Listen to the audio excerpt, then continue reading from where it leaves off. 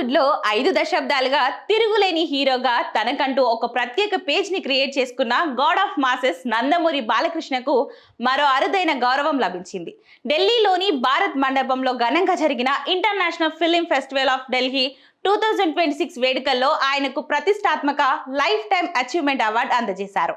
తన 50 ఏళ్ల సుదీర్ఘ సినీ ప్రస్థానంలో వైవిధ్యమైన పాత్రలు, అంకిత భావంతో భారతీయ సినిమాకు ఆయన అందించిన సేవలకు గుర్తింపుగా ఈ పురస్కారాన్ని అందజేశారు. మార్చి 25, 2026న న్యూఢిల్లీలో జరిగిన ఈ వేడుకల్లో ఢిల్లీ ముఖ్యమంత్రి రేఖా గుప్తా చేతుల మీదుగా బాలయ్య ఈ అవార్డును అందుకున్నారు. ఈ కార్యక్రమంలో పలువురు సినీ, రాజకీయ మరియు సాంస్కృతిక రంగాల ప్రముఖులు పాల్గొని ఆయనను అభినందించారు. ఇప్పటికే ఆయన నటించిన భగవత్ కేసరి చిత్రం 71వ జాతీయ చలనచిత్ర అవార్డులలో ఉత్తమ తెలుగు చిత్రంగా నిలవగా 2025లో భారత ప్రభుత్వం ఆయనను పద్మభూషణ్ పురస్కారంతో గౌరవించిన సంగతి తెలిసిందే. పౌరాణిక పాత్రలైన, మాస్ యాక్షన్ చిత్రాలైన తనదైన శైలిలో మెప్పించడం బాలకృష్ణకే సాధ్యం.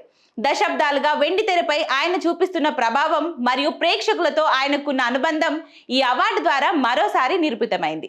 IFFD 2026 వేదికగా దక్కిన ఈ గౌరవంతో బాలయ్య అభిమానులు హర్షం వ్యక్తం చేస్తున్నారు.